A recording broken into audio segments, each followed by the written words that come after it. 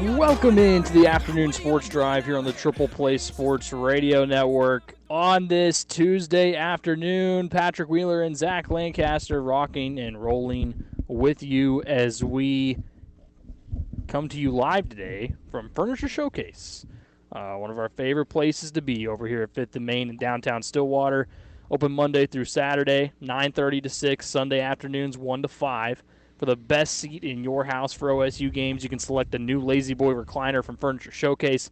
Dozens of styles and colors to choose from, and the design experts here will help you put the style and color that's a perfect fit for you and your home. Pick out the Lazy Boy Comfort Studio when you come on over to Furniture Showcase. It's a wonderful place. They've got a lot of different options over here for you, so make sure you check them out. Go online to stillwaterfurnituresshowcase.com. Zach, what's going on, man? How's it Tuesday? That's okay.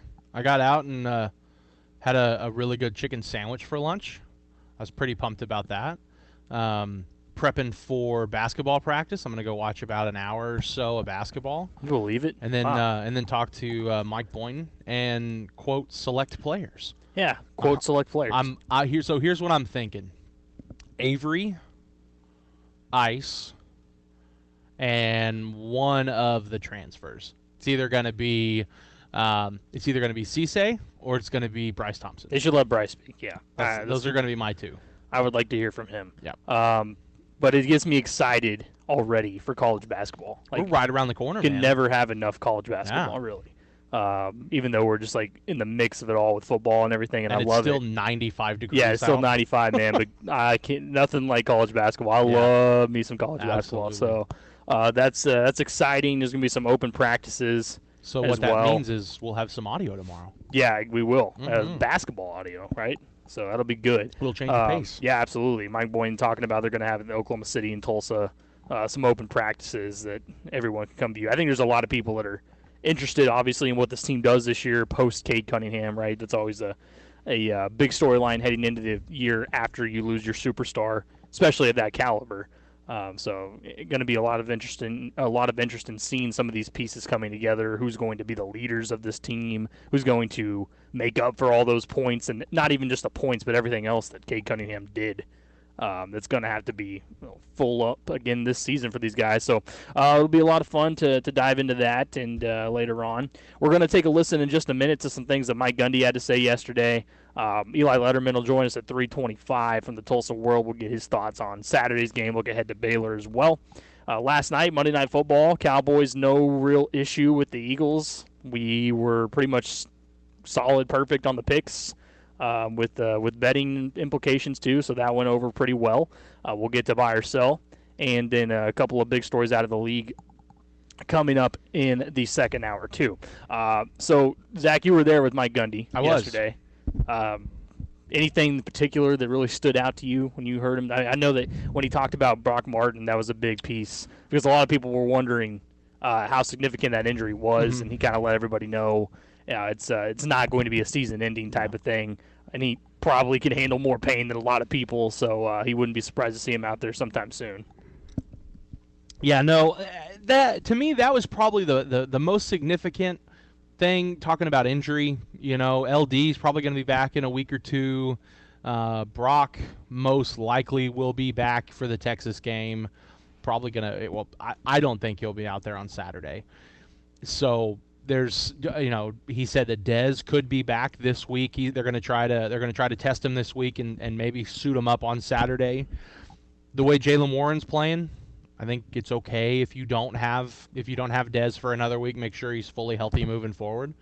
That was pretty much it. I agree with what he had to say. Baylor's probably going to be the best team they faced so far, which has kind of been a trend, right? Missouri State, they were better than what people thought they were going to be, but Tulsa was better than Missouri State was, and then Boise State was better than Tulsa, and Kansas State's better than Boise State. So the way Baylor's been playing, Baylor's the better team. And then obviously, once you get past the Baylor game, who do you got? You got Texas. Texas is probably better than Baylor is. So it's certain. While the injuries seem to be pretty high right now, and while things certainly are a little tighter in games than Oklahoma State fans want, Cowboy football is certainly headed in the right direction. Baylor's a sneaky team. Yeah. I feel like they could be one of those, and it's early to say this because they're both undefeated, but it could be a trap game early for Oklahoma State. coming into this one where they're 4-0. Baylor's feeling pretty good about what they're doing pretty much the entire on both sides of the ball. Clearly, Iowa State, they faced a good Iowa State team in a good game overall. Iowa State had a great game plan going in and pretty much executed most of it, and Baylor still found a way to win that game. So they're coming in feeling really good. I think they have full confidence they can knock Oklahoma State off, even on the road. So there's going to be plenty of interest going forward into that game. Mike Gundy talked a little bit, obviously, about what happened on Saturday, some updates on some players, and looked ahead to Baylor coming up on Saturday, too. So here's a little bit of what he had to say yesterday in his press conference. Last week, like I mentioned after the game, defense played well. Special teams played well with the exception of giving up the one return. Offensively, made some improvement, got a few guys back that helped us a little bit on the perimeter and obviously helped us a little bit balance our offense. So just moving forward, team we're playing is the best team we've played up to this point. And moving the ball very effective, balanced on offense, fast and a very aggressive blitzing style defense, and having a lot of success. So we'll have a great week of practice, and I would expect another fourth quarter game. You mentioned after the game that you really liked the offensive game plan. Seemed like you had some new looks, whether it was formations or maybe some play designs. Was that part of what you were talking about? Yeah, we had some different schemes and concepts of alignments and such. Based on the front we were seeing, Kansas State was a 3-down and doing a few things scheme-wise, and hopefully we're learning more as we have gone through years 3 and 4 of what has become the new trend defensively, this 3-down. So I thought our schemes were good in my opinion. You talked about Spencer afterwards, the things you love about him, the competitiveness and so forth, but one thing, and I kind of get a front row view a little bit down there on the sidelines, I think his demeanor, period, handling the highs and the lows, it's hard to see anymore just exactly what happened. I mean, he gets excited about some things, but he stays fairly even keeled. Have you noticed that? He's matured considerably. He was better last year, and he's even better this year, and that comes with experience. I mean, he's at a position that takes and deals with a lot from different angles, but what I was referring to with him is you have a very competitive, humble, unselfish person that loves to play football. I've never heard him say a bad word about anybody on our team. I've never heard him complain about not having healthy linemen last year. I didn't hear him complain this year about not having wide receivers. He just goes and plays. He's first class, he's got character, he's humble, and he's unselfish. Generally, things like that happen, good things like that happen to people, and that's what's happened with him so far. He had a little exchange after it looked like Rashad hadn't run the right route, and they had miscommunication. And I guess, to back up your point, it looked like he was having a really good conversation with him when they got over to the sideline. That's part of what you're talking about. Yeah, he's just a good kid. I mean, he never complains. He's happy with where he's at. He loves being here. He loves to play football. He doesn't point the finger at anybody, and if he makes a mistake, he's willing to say he made a mistake, and if not, they talk about it and they move on, and that's a sign of maturity. On the field, how has he looked different in the 3 games you've seen him play this year? He's who he is. He's the Tasmanian devil, right? He runs all over the place. He's liable to do a cartwheel, get up, and throw a completion. He almost fell down and put the ball on the ground naked the other day for no reason. I mean, that's just who he is. I mean, he plays competitively, plays full speed. You have to be willing to accept certain things in a game with him because you're going to get the other. I mean, he's the same guy. That's who he is, except he just understands a little more. Coach, you tend to watch the offensive line pretty critically, and I went back and looked at it. 4 of the 5 offensive linemen at one point, like Sills on the first screen pass, put a guy flat on their back on the ground. What did you think of the offensive line play Saturday? They played good. We're not to the level that we need to play, but we're getting a little better each week. The talent level that we faced in this last game was better, and then this group that we're going to play this week is going to be a really good barometer. They're very active. They're strong. They got a nose guard, 62. I don't know what he weighs. I mean, he might weigh 360. I don't know. But he's tough to deal with. He plays low. He flat backs. He drives you back. They've got some speed. This will be a really good feel for them. Eight's back again, doing all his blitzing and such that he's good at, which obviously factors in with the offensive line. So we'll see where we're at after this game. Coach Gundy, I know you had mentioned, and Coach Dunn had mentioned how Jalen Warren had to get that IV to finish out the game and everything. With going into the next game, how do you kind of balance with making sure if Warren gets on a roll that he's out there, but also maybe having other running backs get involved to keep him from getting tired? Well, I did research on that Sunday and found that he had taken all the hydration precautions. He just got excited and was a little too much for him, and his demeanor's a lot like Spencer's. He's very humble. He's very unselfish. He's got really good character.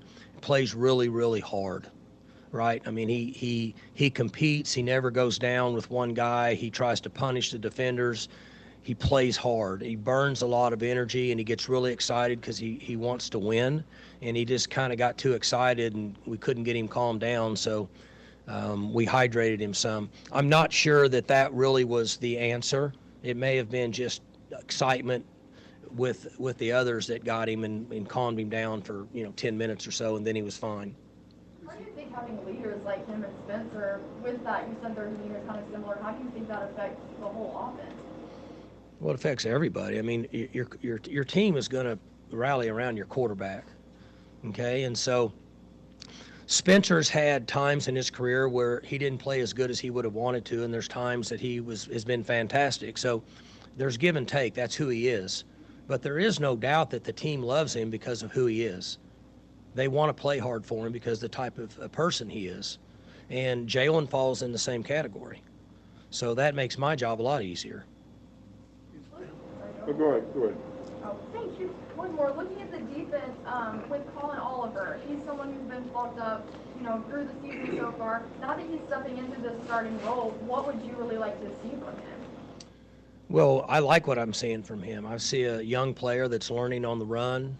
He gets fatigued quick in games at times because he hasn't become calloused to play at this level yet because he's so new, but he's a hard worker. He seems to be physically tough and mentally tough enough to continue to compete. We'll see where he is a month from now because sometimes those guys hit a wall. He's another young man that fits with our culture. I don't ever hear him say anything. He doesn't miss anything. He's always a class. He runs hard. He trains hard. He loves to play. He just competes. With him now projected to start, how important is it for Trace and for Brock to essentially become mentors for him while they're sidelined? Well, Brock, he's been good with that, forever. Trace is good in his own way, but Trace doesn't talk much. Trace very quiet and to himself. Brock will be more of a resource during the week and on game days than Trace would be, just because of their personality. How much better is Warren than you thought he was? Quite a bit. It's hard to tell at times. When we evaluate high school players, transfer players, we miss, right? The NFL spends millions and millions and millions and millions of dollars, and they miss. So we liked him from what we saw on tape, or we wouldn't have brought him in here. It wouldn't have been fair to bring him in for 1 year if we didn't think he could get considerable number of snaps. So we were correct in that. When he showed up and started training with Rob Glass, he made more strides in physical strength and speed development in 3 to 4 months than any player that I've seen. And it was because of the training that he's had with Rob Glass. Nothing against where he came from, nothing against our training. I just saw where he started and where he is now. He made huge strides with his speed and his strength in being here with Coach Glass. How comforting, Mike, is it to have him there and to have a defense as stingy as yours to close games out in the second half? That's got to be a pretty big comfort. Well, I mean, you've been watching us play forever. As my buddies text me and after the game, and One of them is, I've not seen a defense like this in Stillwater since I've been coming to the games. And, I don't think back that far. I don't know. I just know that to a certain extent, the game is kind of revolving back to where it used to be. You have to be able to rush the ball and play defense. And I think it's more evident now in our game than it has been in, gosh, what would be, 15 years when we were looking at all these video game scores and the way games were being played. So, my challenge to the defense last night was you guys have to continue to play well. And sometimes they start listening to people tell them how good they are. They don't stay focused. They don't practice as well. You hear coaches say that all the time, but that's a fact. So the challenge to them is we need them to exert themselves this week physically and mentally, and we need them to play better this week than they did last week because this team is better. And then they get a break, and then we can try to regroup physically and mentally and then come back. But just my opinion, you asked me, if you can't rush the ball and play some sort of defense the way the game's being played now, you might have a difficult time winning very many games. You answered this, I think. There you go, Mike Gundy talking at the end there about the defense. Obviously, their workload has been a ton so far this season. They've done a fantastic job. Good stuff there from Coach Gundy. Just a little snippet of some of the things he said. We come back on the afternoon sports drive. We'll talk to Eli Lederman from the Tulsa World, get his thoughts on Saturday's game, as well as looking ahead to Baylor this Saturday. Coming up next on the Triple Play Sports Radio Network. Oh, screaming out at the top of my lungs, tell the world that I found the one. Whoa, my baby's hotter than the golden sun. You make my heart beat like a bass drum. Listen to me now. I've been touched by an angel. Into the afternoon sports drive, Triple Play Sports Radio Network. Patrick Wheeler and Zach Lancaster with you on this Tuesday, live today from Furniture Showcase here in Stillwater. They've got a bunch of great options over here for mattresses, love seats, and recliners, and all of that great stuff that you're going to need for your home, especially if you're going to watch football. So joining us now, as always, on Tuesdays is our good friend over from the Tulsa World, Eli Lederman. Certainly is. I think most folks, they wouldn't have drawn it up this way. Certainly not those first three games of this season. But if I told you guys and the fan base that headed into October 2 against Baylor that OSU would be 4-0 and they'd be ranked, I think most people would have taken that. So it set up a pretty exciting game for this weekend and could really send this team into the open week looking pretty good. Yeah, and after that win on Saturday and now Oklahoma State, like you said, going to 4-0, did you think that was maybe the most complete game that the Cowboys have played so far? I think so. It's funny to call it a complete game when you consider that it was the second straight scoreless second half there, and that, I don't know if we've seen a complete game yet from this team, but it certainly was their most comprehensive victory. I think you saw in the first half just what this offense can be when even somewhat healthy. They're still missing a lot of guys, but Tay Martin coming back and Blaine Green coming into the passing game made all the difference in the world. And so you saw what this offense can be. And then in the second half, when it kind of backslid a bit and looked maybe like it had those first three games, the defense was there, and they won this game in the way they've been able to so far this season, which was stopping the run. And aside from one kind of broken play that led to a touchdown with Deuce Vaughn, the defense looked like it's looked. And so it certainly was, even though it was maybe broken up a bit, the most complete game this team has played, and probably the game that, and it helps that if you looked around the Big 12 Saturday, other teams are kind of crumpling, but the game that has to give you the most confidence about this Oklahoma State team. Yeah, I would think so too. It's a wide open Big 12. We know that, so big, important win. It's scary to think where this team might be right now, though, without Jaylen Warren. How big of a find has he been for Oklahoma State? I think Mike Gundy said it best when he was yesterday. He was asked, have you even been surprised by Jaylen Warren? He said quite a bit. They brought him in here when they thought L.D. Brown wasn't coming back because they would need a veteran running back without him. L.D. Brown comes back, and the whole conversation is this, running back by committee plan for this year, and that ultimately hasn't been the case because Jaylen Warren has just asserted himself as the guy. I've done some reporting on him, wrote a story on him last week, and this really is the Jaylen Warren who's been at every place he's played, whether it was Snow College and at Utah State and now here in Stillwater. He's always been this guy, and I think what was interesting last week was the way they got him involved in the passing game. Just new ways to get the ball in his hands. They had the screen pass on the very first play from scrimmage that he took 52 yards, and so he's versatile. He's seemingly durable so far. I do think, at this point the margin for error is pretty slim with him. He can't go down because Des Jackson's been out. Sounds like L.D. Brown's going to be out a few weeks.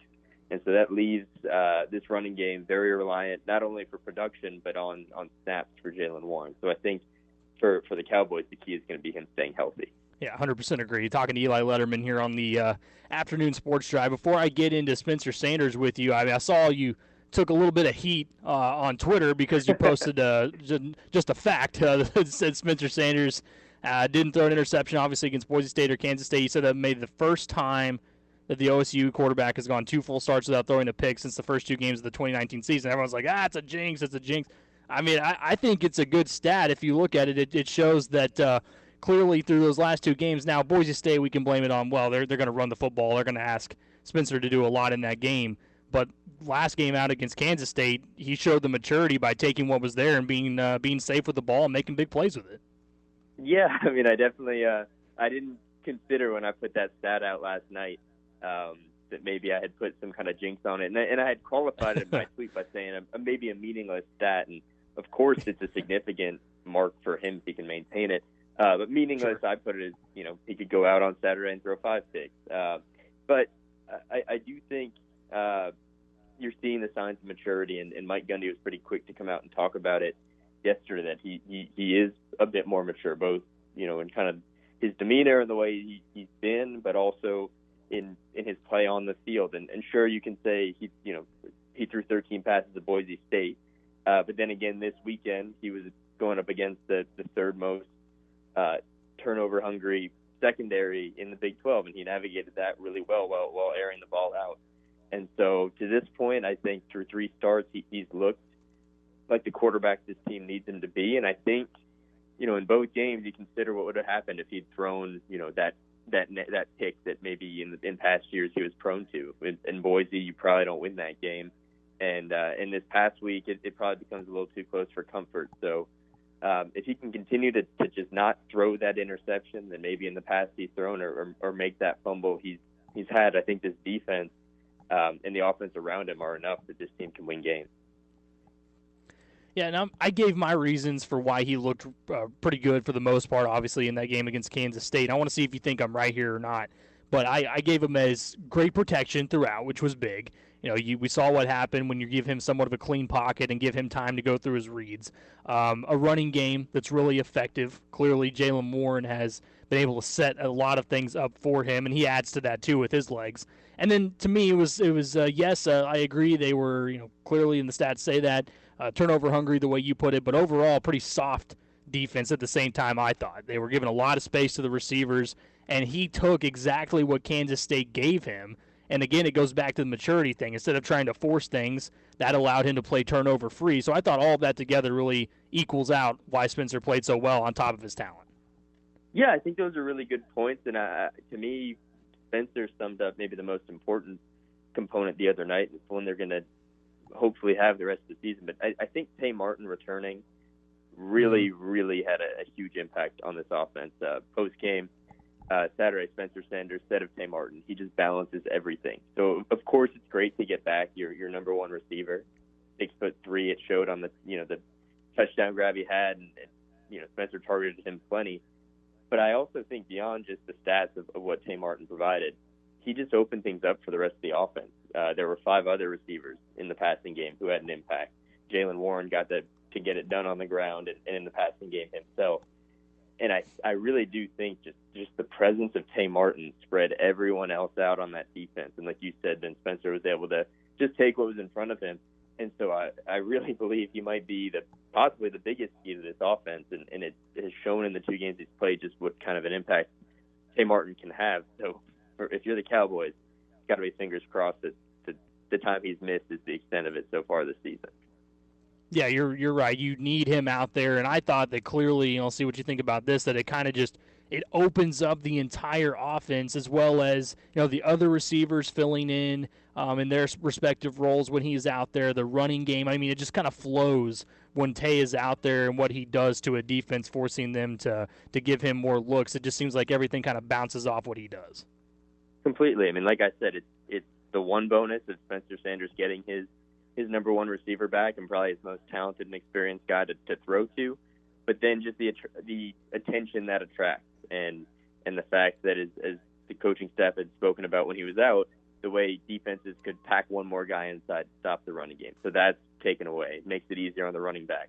It makes life easier on Brendan Presley and the other receivers, whoever's out there. And so he really did make an impact in his return the other night. It made this offense look like probably what it should be and what Oklahoma State needs it to be if it's going to want to compete in the Big 12. And I said yesterday that to me Tay is probably about as sure of a bet for 8 to 10 catches potentially a game if he's out there. And it's not just because he's Spencer's favorite target, but because to me right now there's no established number 2 receiver in this offense. Do you think that as we move forward there will be a guy that takes over that role? That's an interesting point. I think you're spot on that he's going to be heavily targeted, in part just because he's so impressive at all levels of the field. He can make big gains in the middle that get them across midfield, and I believe on both his touchdowns this year they've been pretty similar, just Spencer throwing it up there to him and him going and getting it with his size. But I would wonder if Jaden Bray, when he gets back to full health, and obviously Brendan Presley probably had one of his better games of the season the other night. I think it would really open up another dimension of this offense if there were that number 2 guy, and that might be kind of the space to watch. I know we were earlier in the season watching the running backs and seeing who'd emerge, and now that's sort of taking care of itself. I wonder if that second and third wide receiver role, as guys hopefully get healthy and there's more competition for snaps, takes care of itself, and this offense really does come into form. Eli Lederman joining us here on the Afternoon Sports Drive. Not scoring in the second half obviously can continue. If Oklahoma State wants to continue winning games, we know that. It was pretty much a volatile mix of play calling that was conservative. Mike Gundy admitted as much. Penalties on top of that were tough to overcome, and then a couple of missed field goals as well. Do you think that a part of it, though, with all of those reasons, is that the team's overall reliance on the defense is pretty much at the forefront? I mean, they have to be thinking to themselves, hey, we go out there, so what if we get a few 3-and-outs or whatever, we can't convert, our defense is going to bail us out like always. Yeah, I mean, I'm sure it's certainly not the goal to go out there and put up the goose egg in the second half, but it's got to be a nice fallback, and it's potentially what saved them in that game because they really didn't do anything on offense. They got into field goal position twice, and Alex Hale had 2, to his credit, long misses. I mean, 48 and 49 yards are ones you'd like to see him hit, but those are no gimmies. But yeah, the defense, aside from the one score they gave up, was rock solid, and it essentially did what it's done all year and kept Kansas State from calling back. And for a moment there, it looked like maybe the Cowboys were vulnerable to giving up that lead, but the defense just stepped up when they needed it to. And to have that fallback as an offense, whether they're scoring or not, that as you said, they can't go on, just not scoring after halftime, but knowing that you have that defense to lean on is such a confidence boost that I don't know that this team has had for a number of years, and goes back to this Big 12, and a Big 12 that's quite shaky. To have an offense that can put up the points this team has shown it can, and a defense that really has proven week in, week out that it can hold teams off is a pretty robust combination. Yeah, and they obviously played lights out again. It's just something I think everyone is expecting at this point with what they've shown. And the big thing for me was after seeing those, Kansas State only going 2 for 12 on third downs, completing 2 of those 12. I thought, to me right there, that's basically the Jim Knowles specialty, because it's one thing to throw your defense out there and say, hey, let's have a good game. It's another to really focus on, this is what we're going to do on third down. We're going to basically not allow a team to convert any time on third down. That's a good recipe for a win. Oh, it absolutely is, and I think that confidence is probably one that only grows week after week. And that's, if you're going to make something your specialty on defense, stops on third down for a second year in a row is a pretty good thing to make your thing. And I think what I've been most impressed with the defense, they've found different ways in different weeks and according to different matchups. This week was going to be all about stopping the run, and they held a team that ran for something like 269 yards the week before to 61 rushing yards, and put the game in the hands of two backup quarterbacks who, were not enough to dissect this defense. They completely neutralized Kansas State's attack.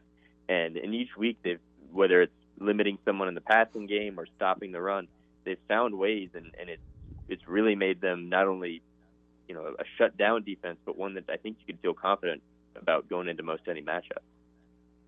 And I thought personally, usually it's every single week we come to expect Malcolm Rodriguez to be your player of the game. And, of course, he had another huge week, fumble recovery, touchdown, a lot of tackles all over the place, tackles for loss, that type of thing. But I thought Colby Harvell-Peel really played his tail off in this one. Another interception all over the place with tackles, flying around the field. I think the defense gets even tougher every week if he performs like that, and that's a scary thought for opponents. Yeah, you know what, I wrote Sunday, and I understand that Colby Harvell-Peel has been a fixture of this defense for a few years, but at this point he may be rivaling even Malcolm in terms of just utmost importance on this defense, especially without Trey Sterling in the secondary. And he's continued to step up. I think if anything, what this defense had maybe lacked in the early weeks was turnover production. And 2 straight weeks you've got an interception from Colby Harvell-Peel. And the Cowboys are creating turnovers now, and that adds another dimension to this defense. But he really has been impressive. Obviously, this week he was the leading tackler, got his pick, and it seems like he's only growing in confidence. And as I said, he may be just as important at this point as anybody on that defense. Yeah, I agree. Now, I've seen this question asked. I've had it asked to me, and I'll ask it to you because the special teams look shaky overall in this game. But what's the deal, do you think, with Alex Hale? Do you think that it's still him coming off the injury? I understand, you were correct to point out those were had some distance on those field goals for sure. But those aren't the first ones he's missed this season. I mean, is there a reason, do you think, that you could pinpoint, or is it just still dealing with the injury? Yeah, unfortunately, my expertise runs out at kicking technique. But, Mike Gundy spoke last week about the technical issues that he's figuring out. And then after the game, said his confidence hasn't wavered. And you were sitting right there next to me when he went into a golf analogy about, you get out onto you're struggling with your driver and you're hitting left, and you're so focused on not hitting left that you start hitting right. I think only time is going to tell on whether Alex Hale can fix this issue and correct it, and then at what point if he can't, how much patience is there? Because Mike Gundy said his confidence has not wavered, and historically, in terms of what Alex Hale has done, there's good reason to still have confidence in him. But if Oklahoma State is continuing to play competitive games where shaky kicking is going to cost them, and I don't really know what options they've got beyond Alex Hale, but that is probably a problem that grows as you're playing more competitive games. If he's continuing to struggle with this technical issue that, to this point, I guess, has not been yet sorted out. Well, now we've got a top 25 matchup on Saturday, Battle of the Unbeatens with Oklahoma State and Baylor. Baylor coming off a big-time win over Iowa State. I thought Iowa State actually looked pretty good for most of that game. Baylor just ended up being better, found a way. Bohannon showed he can sling it a little bit this year. They've got 2 or 3 guys, including him, that will run the football. What do you expect them to do coming in against this Oklahoma State defense? Because I have to believe they're like every other team that thinks, hey, we can beat this team, but it's going to take a heck of an effort to get it done against their defense. Yeah, it felt a bit, and this is a credit to them. Maybe it sounds like diminishing, but it felt like a smash and grab against Iowa State. And so I think that's a bit of what Oklahoma State has to be wary of this weekend is that, I don't know if there's one thing Baylor does especially well, but boy, they made plays on both sides of the ball. They made plays on special teams, and at the end of the game, they were in it and able to pull it out. I think it's going to be another test for the defense, and one, to this point, I'd say they've shown enough to think they can pass it again. But certainly it's going to be another, I don't know, I guess a ranked opponent coming in probably puts the same pressure on them again, and we'll just see what this defense can stand up to. Is this a game that you think Oklahoma State could afford to not score in the second half? If this were to happen 3 straight weeks, is this a game they could win if they did that?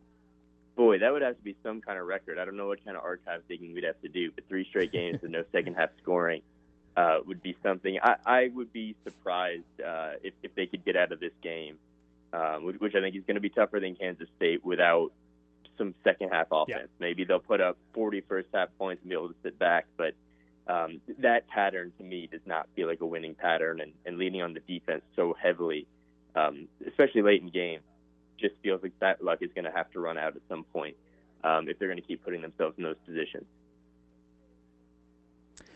We mentioned Spencer Sanders, obviously, and we gave the reasons and maybe the details for why we think he succeeded and looked really good. Do you expect him to perform at that same type of high level once again here against Baylor?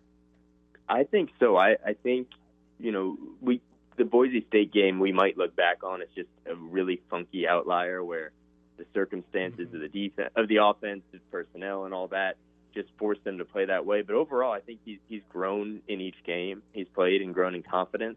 And so my expectation, at least based on that, would be there's going to be maybe even a bit more of a jump this week, and we'll see what the game plan is if they, especially being a little thin at running back, if they feel like they can lean on Jaylen Warren quite as much. But I think it's going to be another game that Spencer Sanders, both in the positives and in limiting the negatives, can basically win himself in making this offense hum.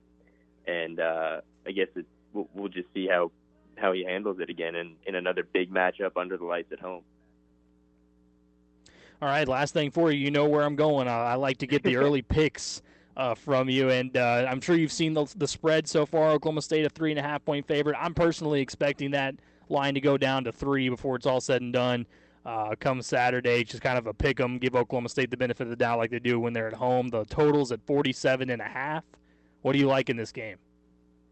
I think the scoreline will look pretty similar, maybe not in the final margin of victory, but I don't know that we're going to see either team scoring more than the low 30s here this week, similar to Kansas State. And I think it's going to be a close one, but probably give Oklahoma State the edge and give them the edge to cover that. So I'll go 31-27 Oklahoma State, and they go into the open week 5-0. There you go. You heard it from Eli first. He's I need to start keeping track of the picks and just hold you accountable to it. That's but it's okay. not I won't do important. that. No. We can let those fade into memory real quick. Yeah, I think we all enjoy doing that until we go on a streak and we say, hey, I'm 5 for the last 5 here, so let me give you my expert prediction. But there you go. You heard it from Eli. He likes them to win. He likes them to cover there. Go 5-0 into the bye week. That'll be big time. Or after that, it should Texas, and then after that, it should be a big time boost for them if that does happen. That's Eli Lederman. Follow him on Twitter @by Eli Lederman. That's @by Eli Lederman. Eli, thanks so much, man. We appreciate it. We'll talk to you next week. All right. Thanks for having me, guys. All right. That's Eli Lederman again from the Tulsa World. Good stuff. Likes Oklahoma State to cover. There you go. 3.5 right now. Again, like I said, I'm expecting that to go to probably about 3. And he likes the game in the 30s, that type of range too. I think that's fair. I always like getting Eli's early picks, and hopefully he can cause less problems on Twitter and not make so many people upset. We come back on the afternoon sports drive. We'll round things out in the first hour and take a look at last night's Monday Night Football game. Cowboys got it done pretty easily against the Eagles, but there's a couple of storylines coming out of this game that might be something that could affect both teams moving forward. We'll take a look at that coming up next. Triple Play Sports Radio. Showed you true colors, I don't like what I see. Story keeps changing, I know what that means. Know what that means, I know what that means. How'd you go from being that somebody I believed into being Sports Drive, Triple Play Sports Radio Network. Patrick Wheeler, Zach Lancaster on this Tuesday afternoon. Live today from Furniture Showcase. 5th and Main, downtown Stillwater. Go online to StillwaterFurnitureShowcase.com. For nearly 4 decades, Stillwater's Furniture Showcase is where Cowboy fans shop for their home decor. You'll find many orange accessories and other decorative items, including decor for your little Cowboys and Cowgirls rooms here at Furniture Showcase, 5th and Main, downtown Stillwater. All right, so Monday Night Football last night, bottom line, that ended up being pretty easy for Dallas, which I think was probably the expectation. And that looked more like the Eagles team I expected to see most of the season. In fact, it was so easy for Dak Prescott that he didn't even need to use his 2 best receivers. Mari Cooper and CeeDee Lamb didn't even really have to do anything. It was basically the Dalton Schultz show, which, this mentioned, I realized, by the way, Zach, yesterday that I totally just skipped out and didn't even let you do your second buy or sell. Did it come true? No, it didn't. And I'm glad that you sell. Yeah, Blake Jarwin will not have a touchdown catch. I think he had one catch in the game. I did see a lot of people complaining because they were like, "Oh, Blake Jarwin would have caught that." Well, the problem is, okay, and this is what I was worried about going in with him this season, is last year, had he stayed healthy, he probably would have had a solid season because he would have got all the snaps, and he would have been the guy. But he gets hurt early, and Dalton Schultz takes over and has a pretty good year, even with Andy Dalton back there and whoever else they threw out there. And so now he comes in this season, and the Cowboys loved what they got from him, and Dak likes to throw to him. He really does. He's getting reps over Blake Jarwin. They look at it now where they think, we got two pretty good tight ends here. So we're just going to throw out there who we think has the hot hand at the moment. And so far, that's been Dalton Schultz. He hasn't relented any of his snaps or opportunities so far. So it's kind of a bummer, I think, for Blake, clearly, because they signed into that deal. He had played well before. And he was finally going to get a chance at reps to himself, but Dalton Schultz said no. And last night was the case. He was wide open. The Eagles put so much focus on CeeDee and Amari Cooper. He was just running free in the middle of the field all night long. So that was pretty easy. Unfortunate for Blake for sure, but I think it was also a get right game for Zeke. He needed something like this to happen. I talked to you yesterday about how he and Tony Pollard were in this back and forth. Everyone's like, man, Tony Pollard is outperforming you so far as your backup. But Tony didn't really do as much last night because Zeke got more touches. He looked good. But the Eagles' defense is so bad. They're just so terrible, bottom line. So I did think overall, Zach, this was the Cowboys team that's going to beat some teams this year, no doubt, with their offense. But that looked more like the Eagles I expected because Jalen Hurts, my goodness, man. He looked like he'd never played football in his life last night. I saw a lot. I didn't watch it. I had things I had to take care of. But Twitter lit Jalen Hurts on fire last night. Apparently, Jalen Hurts is the worst quarterback a lot of people have seen ever play football. He just looked awful last night. Yeah. His decision-making was terrible. I will say I enjoyed his quote. Yeah, great quote. I enjoyed the quote. So someone had asked him, and he just goes, you take you a deuce, you don't sit there and look at it, you flush it and move on. We're going to flush it and move on. Something tells me he's going to do a lot of flushing this year. That water bill's going up. Big time. All right, Levi, your Cowboys got the win. What'd you think last night? Was that a better-looking Dallas team to you? Yeah, that was a really nice-looking Dallas Cowboys team.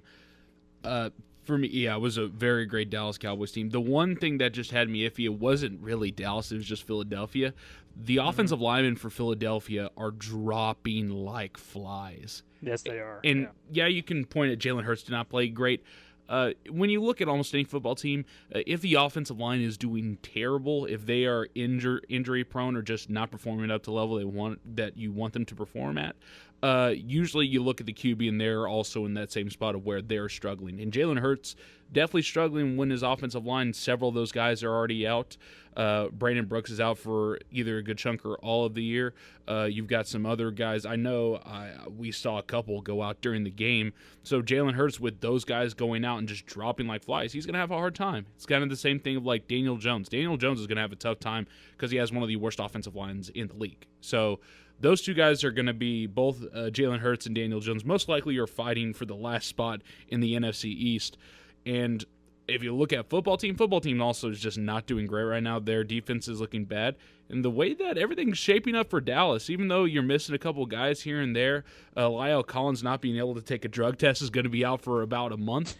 But besides that, and the DeMarcus Lawrence injury, like, this Cowboys team looks really great because Micah Parsons has been able to fill in pretty well for DeMarcus Lawrence to where you still have a great fill-in right there, which weirdly enough, I think Micah Parsons, with what he's been able to do and truly being able to just fill in a hole so that way you don't see much of a drop-off in production, I think that's really been charging up Jalen Smith and Leighton Vander Esch because those guys have been performing out of their minds these past couple games. And I'm happy to see that because past year, those guys looked like they were ready to be anywhere but Dallas.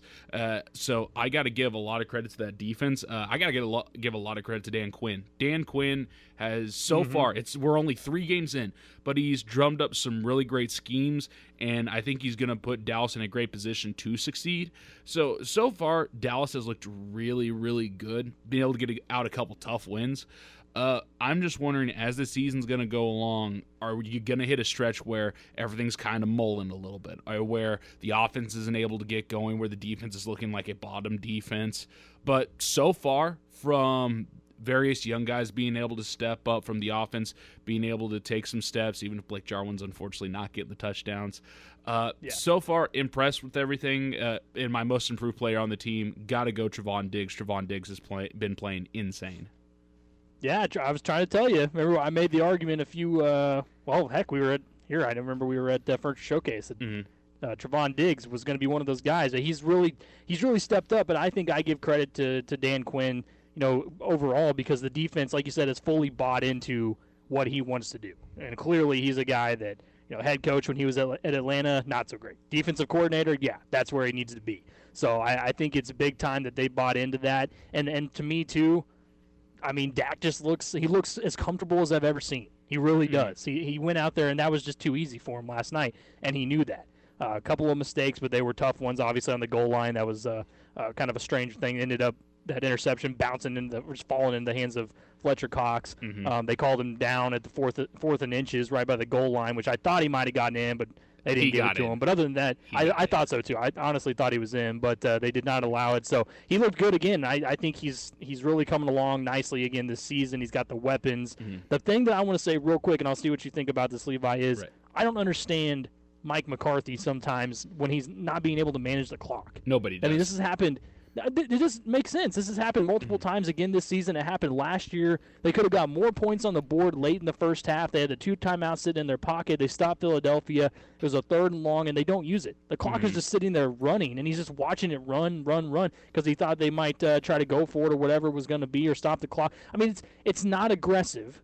It's lazy, and this has happened multiple times all season. I just don't understand, and his excuses for it have been really just kind of unacceptable at this point. If he irons that out, I mean, you're looking at more points here. It's almost like, do I trust this offense? Like, dude, you should. Yeah, he definitely should. It's just one of those things. I know it has to be like, oh, do I have the full trust in everybody to be able to call these timeouts and see them be able to perform?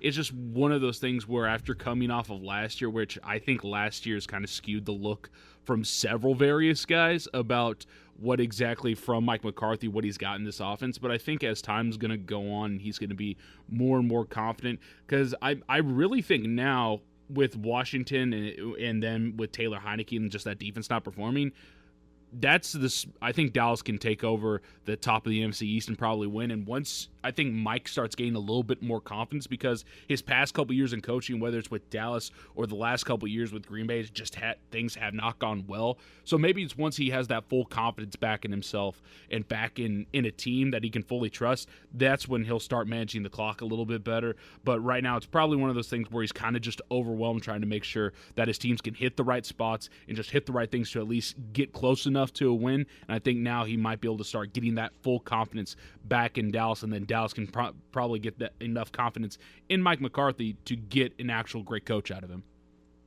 Yeah, it needs to happen, and I'm with you. I understand and completely agree. The offensive line's majorly in shambles now with Philadelphia, but Jalen Hurts, I don't know if he has it to be a good quarterback in this league, and I'm almost ready to hop on that train. There's weapons on this team offensively, and they got Gardner Minshew. We can't forget. I don't know how short the leash is. Obviously, I mean, his running ability keeps him as a starter for now, but I would not be surprised, Levi, down the line at some point, if he can't get it going, that Philadelphia's like, you know what, let's just see. Let's just see what we have. Man, Minshew mania. Gardner would do about the same, if not worse, because this offensive line is bad. I mean, because you have Lane Johnson and you have Jason Kelsey, but eventually those guys are also going to pop up with injuries, but literally their whole left side of the offensive line is gone. Brandon Brooks is injured. And they're not in a good spot. So I don't care what quarterback you put back there.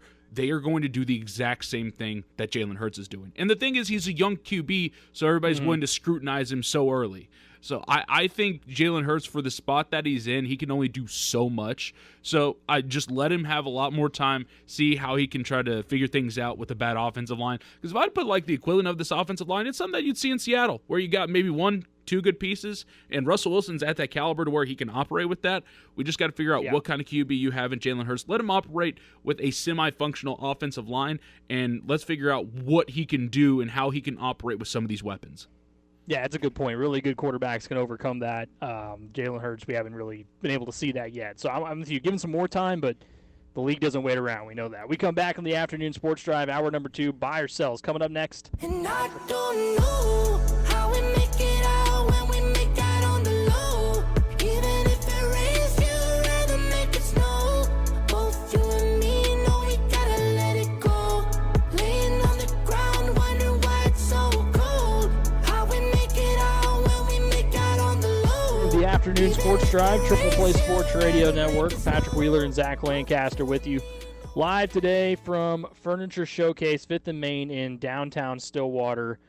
Shop and save today on brand name mattresses from Sealy, Stearns & Foster, Serta, and Ashley, or get the best sleep of your life and your wife's with the dual adjustment Tempur-Pedic, the size you need for your bed.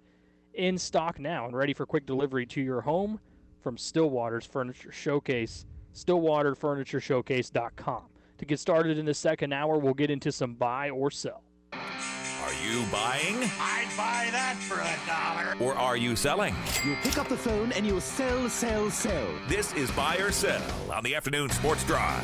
Make money, money, make money. Buy or sell in the afternoon sports drive. All right, Zach, lead it off today. So I'm sticking with football, and I'm sticking with Spencer Sanders. He's been the discussion the past, 2-3 days after his game against Kansas State. So buy or sell that he combines for 3+ touchdowns this coming Saturday against Baylor. Yeah, I think any combination. I liked seeing what he was able to do again, dual threat wise. Because he showed off the arm clearly, but also ran that one in. He's really, really effective on the goal line with his legs. It reminds me of watching guys at the next level. Kyler Murray's a good example. Kyler Murray, when you get down on the goal line, he's able to do so much because the defense realizes, hey, we're having to stop the running back that's back there and also hope the quarterback doesn't take off. Exactly the case with Spencer Sanders, especially now because Jalen Warren's such a threat anywhere close to. So anytime they get down around there, he's a good chance he's going to find a way to bootleg or run it in. And then it all depends on what those things that went right against Kansas State, if they go right with Baylor. It's not hard to understand and put together why Spencer Sanders was able to showcase his talents in this game.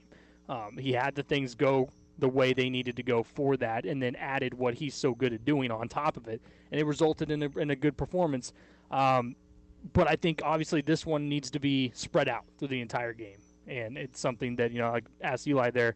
I would agree with him that you can't go a second half with no scoring. You're going to have to do that in the second half to win this football game, at least at some level. So 3+ touchdowns. Look, Tay Martin being out there certainly is something that can help in this. I think I'll buy. I like him rushing one in. Again, them getting close enough to the goal line to where he can do that. But adding Tay Martin into the mix, and then also adding the running backs into the mix in the passing game. That's also something that I think can be big around the goal line too. A lot of times you'll see a running back get lost in the formation on a play around the goal line, and maybe that's something that Spencer could take advantage of. But I think he's feeling good. He's feeling confident. As long as he can get some great offensive line play again and take what Baylor gives him defensively and play mistake-free, he should be good for that, Zach, so I'll buy that. Yeah, same. I think that it's probably a safe bet that you could see him rush one in on Saturday. I mean, we've seen it the past couple of weeks. He is prolific at the goal line. I mean, you've got the RPO that you can throw in there. Is he going to throw a fade to Tay Martin? That's something that you really have to try to plan for and look out for. And I think that the game on Saturday was huge for him in the sense that teams have to prepare for him no matter what. But when he goes out there and he has a really, really good performance and he is prolific through the air and he can get it done on the ground, I think that prepares that a team has to prepare even more so. And you throw Jaylen Warren into the mix, and all of a sudden it's not solely Spencer Sanders like it was, in the second game, and then obviously go back to the first game, and the run game was just non-existent at all. So there's so many wrinkles that get added each week. I like him for at least 2 passing touchdowns, and I honestly wouldn't be surprised if he threw for a third. And I like him to get in on the ground, so I'll buy that. I think 4 would obviously be really good, and it's not out of the realm. I think he could throw for 3 and run for 1, but if not, I mean, he for sure rushes for 1 and throws for 2, so 3 either way. Yeah, he needs that play to spill over into this game. I think the last thing we'd all want to see is a form of regression coming into Baylor, because he did look solid there against Kansas State, so a lot of eyes on that. I'm sticking with the magic number for 3 as well, and I'm going to defense. Buy or sell, Colby Harvell-Peel gets a pick in what would be his 3rd straight game. I would love to buy that. He was pretty upset that he didn't get that second one. He was close to it. He was asked about it after the game. He's like, I don't want to talk about it. Like, how do you feel like that?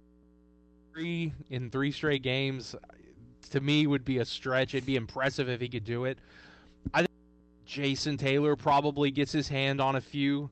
Maybe we see someone like a Malcolm across on in, but I would. It's so tough, because I would love to pick Colby, but 3 in 3 weeks, that's really, really impressive. So I would probably sell it and take the route of, I'm going to say it's not going to happen, so it happens, so I'll sell it. I think I'll sell as well. I love that Colby's clearly got it working where his ball hawk instincts are on full display, and he's able to read quarterbacks, and obviously you give credit up front to the guys too for forcing the pressure.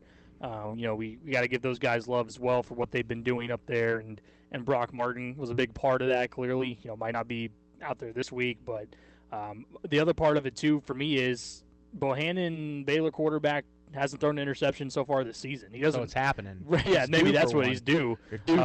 But he doesn't turn the ball over through the air. 7 touchdowns, no picks so far this season. And I will say an important thing to that he has yet to face a defense. I agree, and it's pretty much for most of us. I know it's hard to predict that this year, but I could see that being the case if things go right for both teams offensively. And so I think it's going to be a little higher than that. I think it'll be still a very respectable number, and it might very well come down to what Oklahoma State defense does on 3rd down. And as far as this game being a win or a loss, it could very well come down to that. So I'll sell, because I think that's a phenomenal number.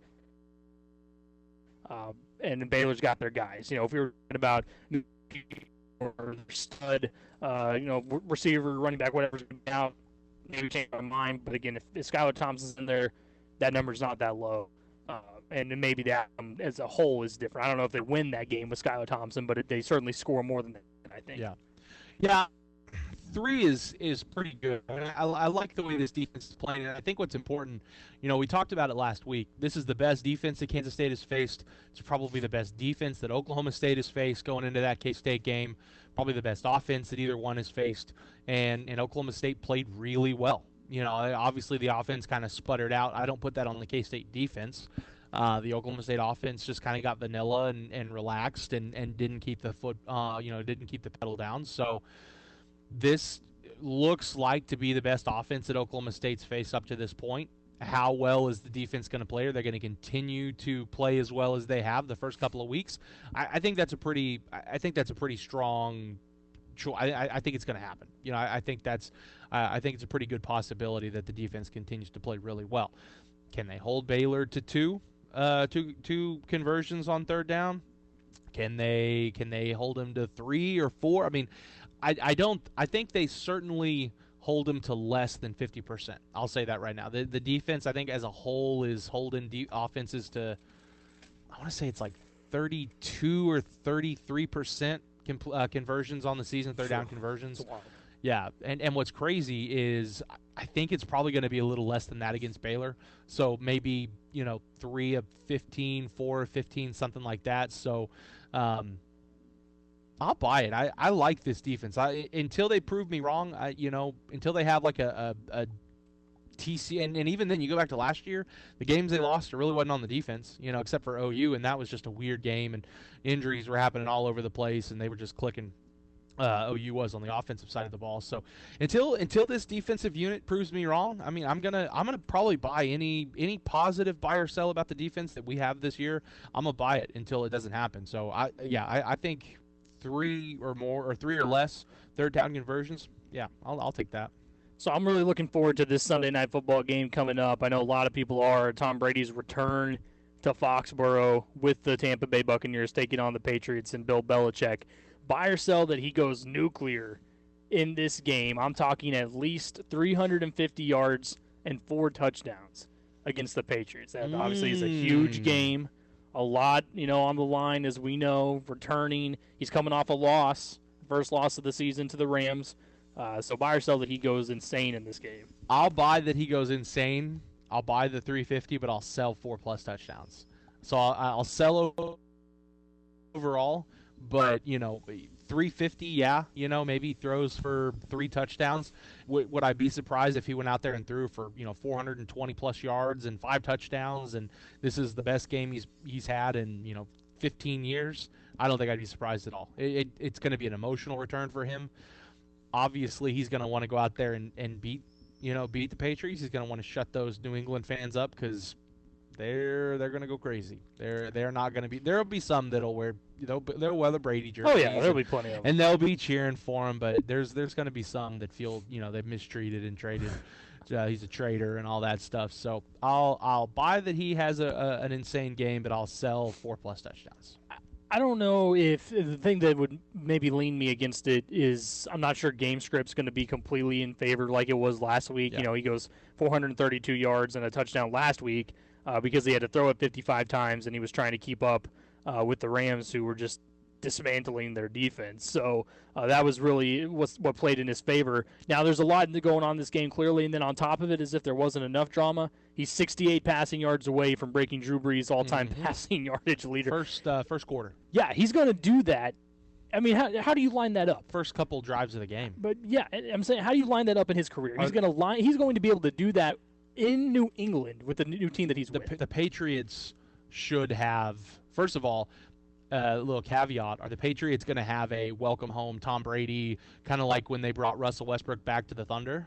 I think there will be a tribute. Nice little tribute. Yes, I do. So are they going to have a congrats on breaking this all-time record graphic? Yes. They will. What it will be is they'll do the tribute before the game, right?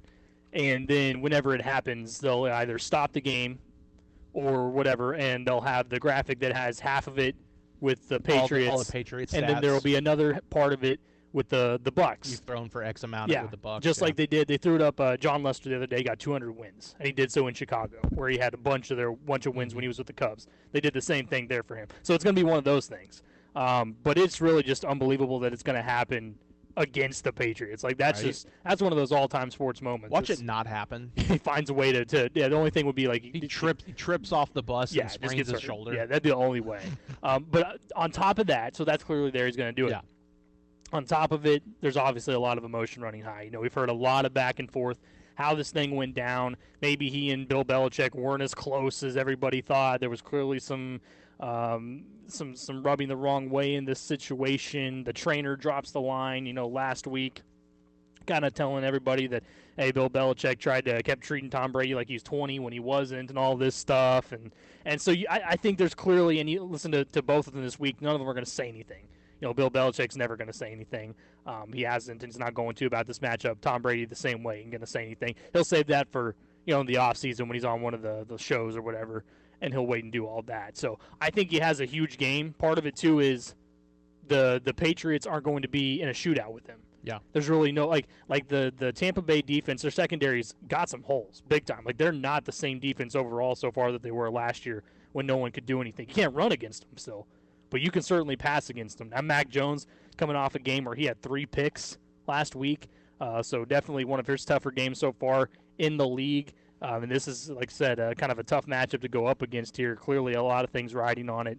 A lot of emotions going to be flying high. So I think the Patriots, or the Bucks, I should say, win in pretty easy fashion I think they're, last I checked, a touchdown favorite. Probably should be more than that. You don't think Mac Jones is going to keep New England in it? I think I really don't. Tom Brady 2.0? Yeah, maybe early on, but I don't see Mac Jones sticking around all this game, and making it to where it's a back and forth type of thing where Tom Brady can actually put up 400 yards. Now, I think he's going to throw it a ton. Mm-hmm. I don't think that they're going to even try to run the ball that much. They might say, hey, Tom, this is your game, man. Go out there. You can throw it 50 times if you want. You can throw it 45 times, whatever.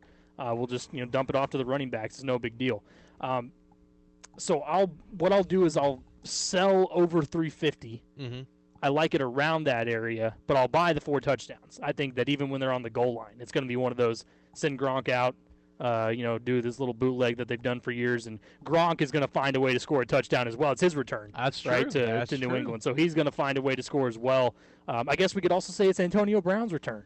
He played one game with the Patriots. No, that one doesn't count very much. But that'll be the tribute video. Yeah. Thank you, Antonio, for that one game. So glad you're back. You did catch a touchdown in that game. Thank you. Yeah. And it was for Tom Brady, right? So, yeah, thanks for everybody coming back. So it was going to be a fun one, man. I can't wait to see it. I think they'll find a way to include that touchdown clip in the tribute video. The Antonio Brown one? Yeah. Yeah. That'll be one of the little touchdowns, because then he gets a little nod.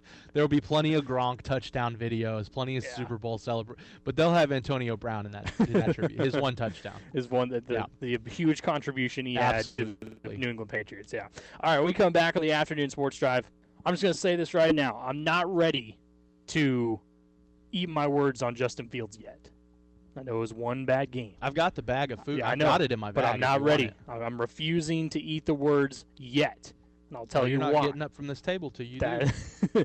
You guys heard it here. Please, someone come help me. You heard it here. So, but I'm going to tell you why I'm not going to yet. I think I have a decent reason for you. It's coming up next here on the Afternoon Sports Drive.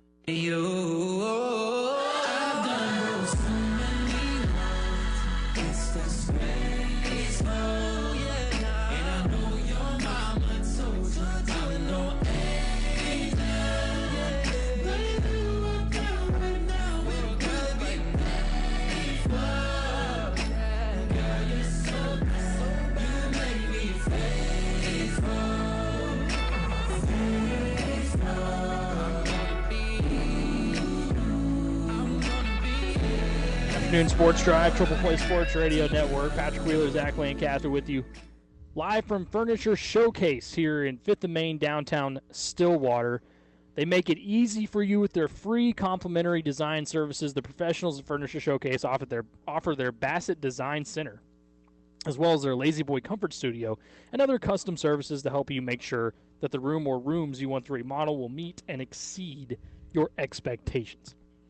All right, so clearly Justin Fields, we know, right, got a chance, got the start against the Browns. And Levi and I went back and forth on this about who he was going to face as far as this defense that the Browns had, and nothing yet that they had done this year was showing that they're the elite by any means. They're, I thought, middle of the pack.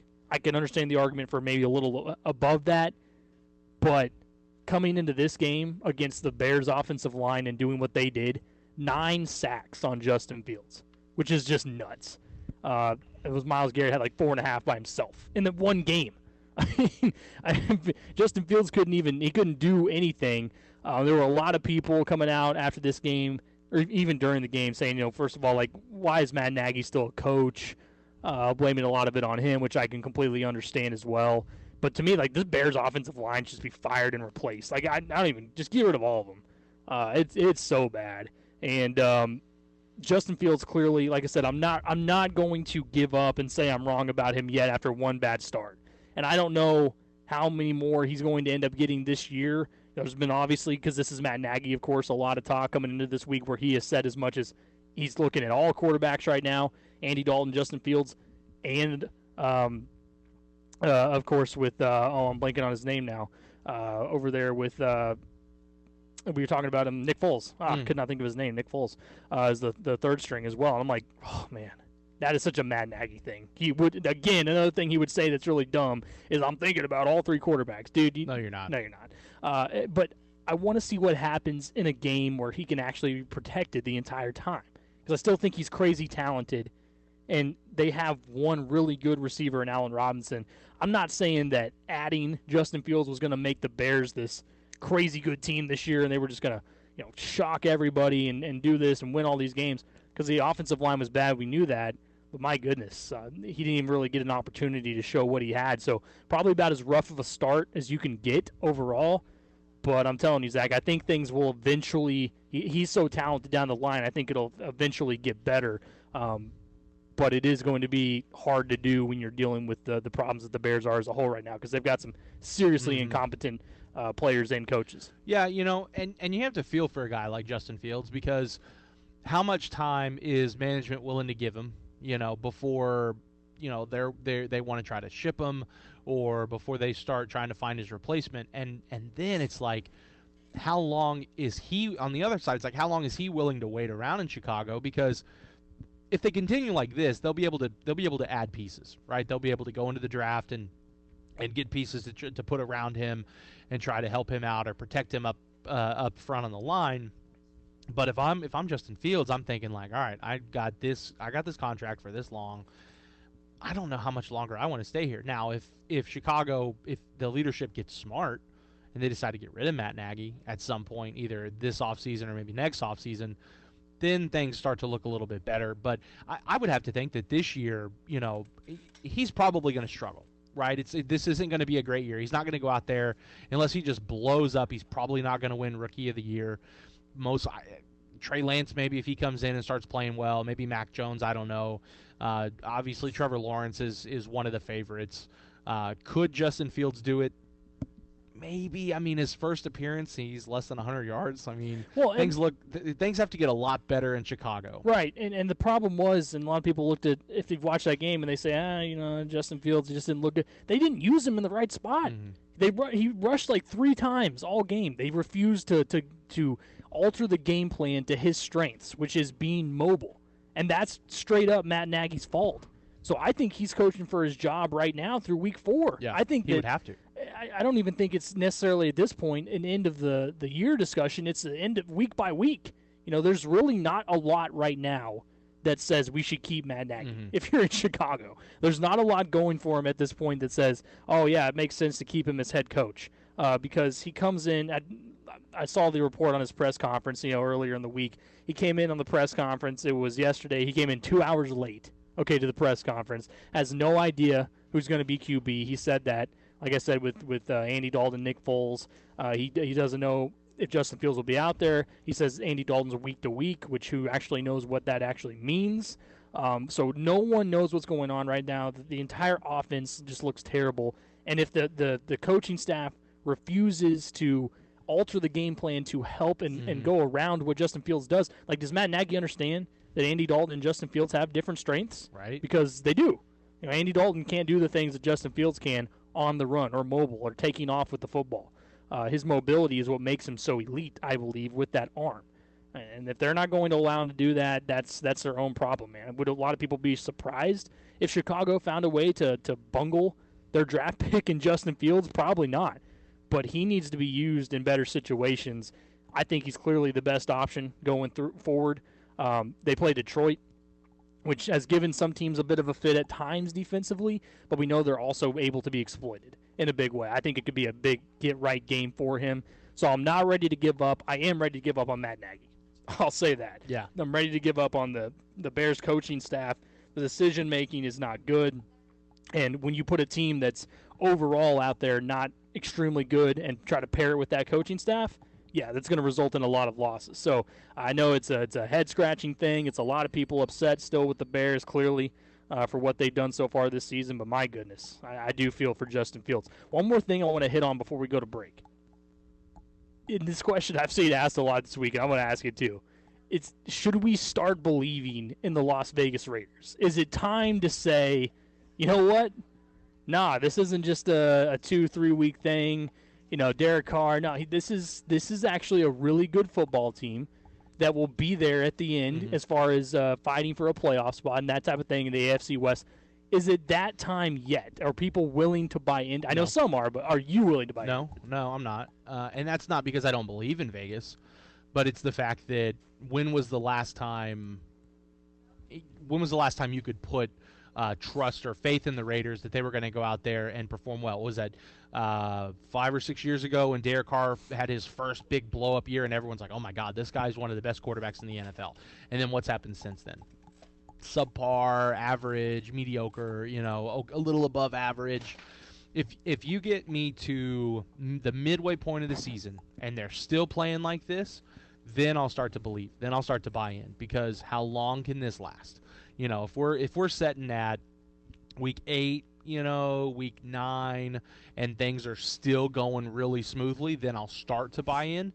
But then when we get to the 3/4 mark of the season and they're struggling to make the wild card, then I'll be like, okay, well, I'm not going to buy it anymore. That's kind of where I am as well. I've seen it bounced around a lot. Obviously, Derek Carr's played really well through 3 weeks, and they found a way to win against the Dolphins in overtime. I give them credit for doing that. He's looked comfortable. But there's a couple of reasons. One, I don't think Derek Carr has the ability to go 16, 17 weeks, obviously at this pace, but enough to win them enough games to where we can say, yeah, they're over that hump. The other part of it, too, is I still believe there's a lack of weapons on this team. I give Derek Carr credit for using them, because Henry Ruggs finally, last couple of games, has done something. Darren Waller's really been a lot of only their production for the last couple of years. And Brian Edwards is coming along nicely. But I still think overall it's a lack, and it's going to show up. This week, Zach, on Monday night, they play the Los Angeles Chargers. So we're going to find out if the Raiders are legit or not, because that's going to be a game where you're going to have to play extremely well. So they're not going to win. I think it's safe to say they're not going to win. It's on the road. At what point, what point spread do they have to play the Chargers within 12, 14? How much do they have to get beat by to be like, okay, you know what, they lost, but they played really well. They only lost by X amount. Things looking promising. I'd say maybe a touchdown. Even then, you'd probably have people that be like, oh, they came within a touchdown at the Los Angeles Chargers, who just beat the Kansas City Chiefs. Oh my gosh, people start making these comparisons. For sure. And connecting these dots. At least they think they do. So if they beat the Chargers, that means they beat the Chiefs. Exactly. Yes. 2 wins on the column. And look, Derek Carr, when he did that last year, right? People were like, "That's it." Derek Carr beat Kansas City. That was their Super Bowl last season.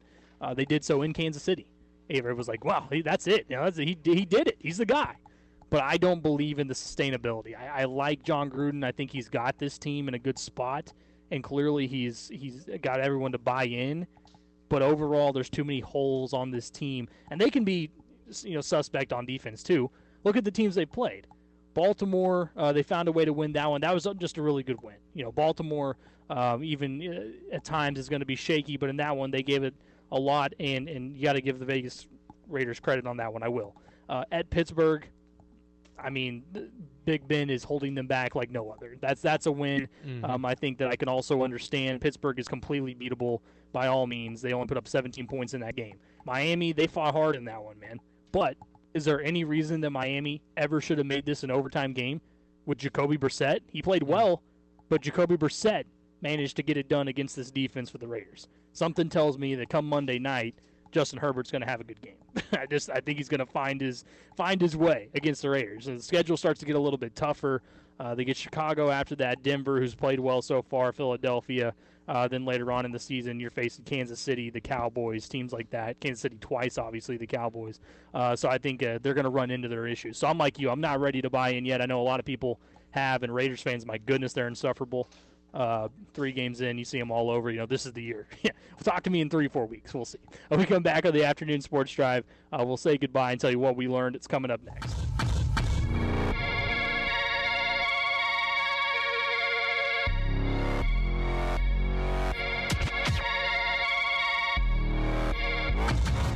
Whoa.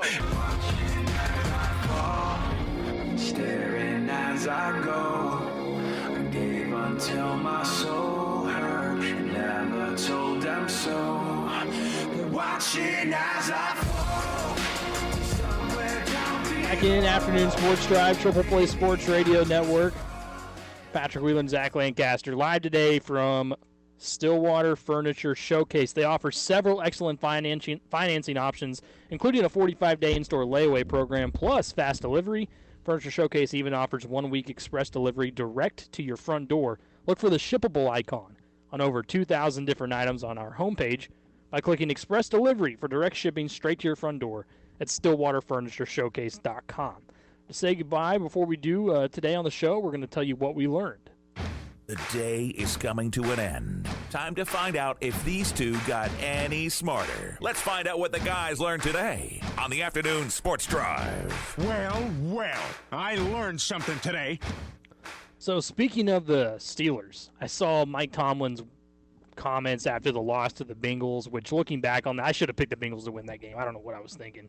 But I should have picked them. They clearly did, and it was not close.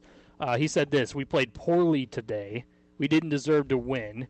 I'm talking about group and things that we aspire, how we expect to play. We didn't play smart enough today." He said we didn't execute enough today. We dropped the ball. We gave up a deep ball in the situational play. There's enough to go around. We take responsibility for that. And then when you play losing football, that's what we end up doing today. Now I'm thinking to myself, why don't you just come out and say that your quarterback is the reason you're losing? Like, the offensive line, yes, really terrible. We know that. But some of the slowed down video, and I watched a lot of the Steelers game on Sunday. A lot of the slowed down video of that game, Big Ben is so immobile. He cannot move at all. He can't throw down the field. He is holding back a team about as bad as I've ever seen, ever. Now they're dealing with injuries at wide receiver. Juju gets banged up in the game. They were already missing, I want to say it was maybe Deontay Johnson. I have to go back and check. Chase Claypool. You got your guys out there that are getting banged up in these situations too.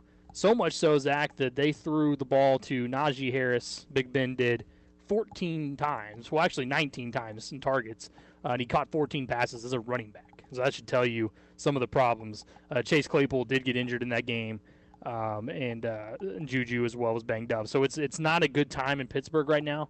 But I'm thinking to myself, we knew this coming in. Big Ben is just not it. They're really going to go through this season thinking that they can just, I don't know what they're going to rely on, their defense? And hope that because their wide receivers are so talented, even Big Ben can get it done?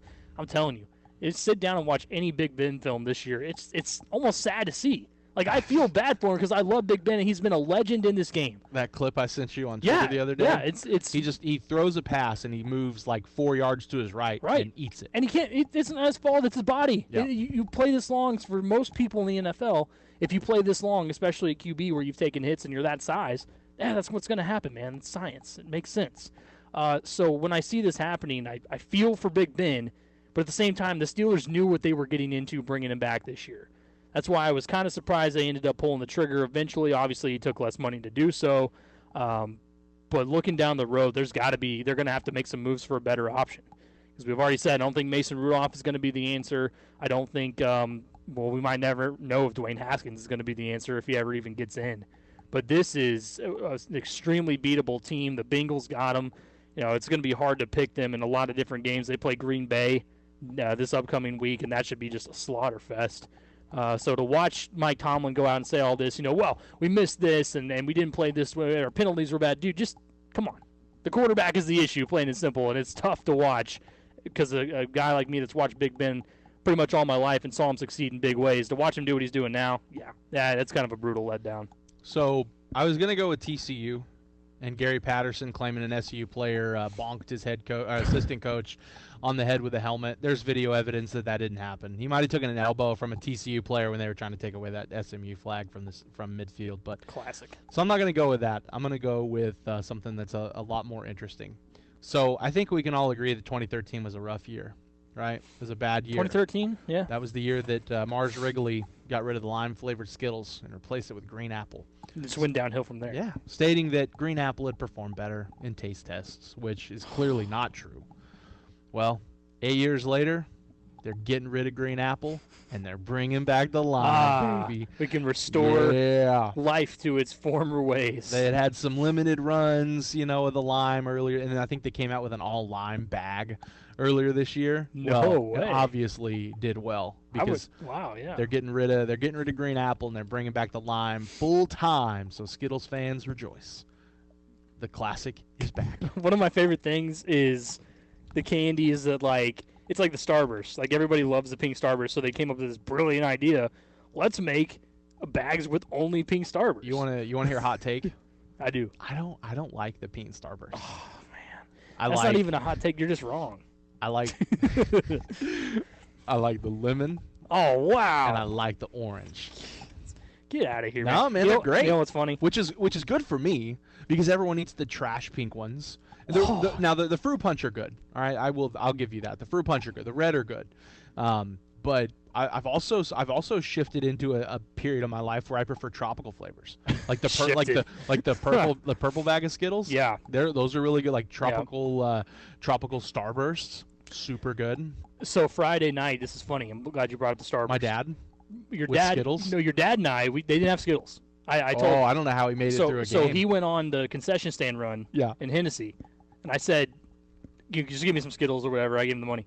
He comes back and he's like, "They didn't have Skittles." He and I. It was a great moment. Mm-hmm. Before the game, we shared a package of Starburst together. Okay. That's all they had. Wow. And I had taken a couple of the pink ones. Mm-hmm. Loved pink ones.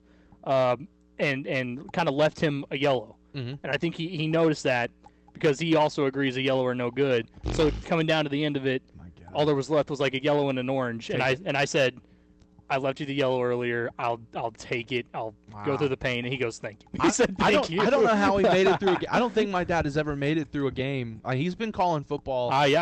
Since I was in high school. Always has a Skittle. So that was 10, 11 years ago. 11. Mm-hmm. God, almost 12. So he's been calling football, I think, for like 14, 15 years. Every game has a bag of Skittles. Yep. I don't know how he made it. He fought through it, man. He did. I don't know how he I made give it. him kudos. You know what? I'll just, first of all, I'm sure there are people that live in Hennessy or know people that live in Hennessy. Get it together. Where's the Skittles, man? Where are the Skittles, Hennessy? That's on y'all. I agree. A great town. They got a great Pizza Hut there, Mm-hmm. but no Skittles in the concession stand? What kind of concession stand at football What are games y'all doesn't have running? Skittles? That's the prime thing. Y'all claim to have good hospitality, but you don't have Skittles? No, you got to have them. What in the world? It was kind of unacceptable. I agree. They were probably lucky we were close to game time. I would have had a word with them. Maybe they were like, you know what? We're Hennessy is the reason that Mars Wrigley is bringing back the line. They boycotted these green apple Skittles long enough, and they're like, we're losing business. We got to bring the line back. So next week, whenever they have the line back, Hennessy's going to get their Well, if Skittles that's back. true, thank you then. Whatever the reason is, thank you. This has been the Afternoon Sports Drive, Triple Play Sports Radio. Thanks to Levi back in the studio. You can catch his show tonight, 8 o'clock, back here on Triple Play Sports. Thanks to Stillwater Furniture Showcase for having us out today. As always, that's Zach Lancaster. I'm Patrick Wheeler. We'll be back tomorrow. Until then, everyone have a fantastic Tuesday evening.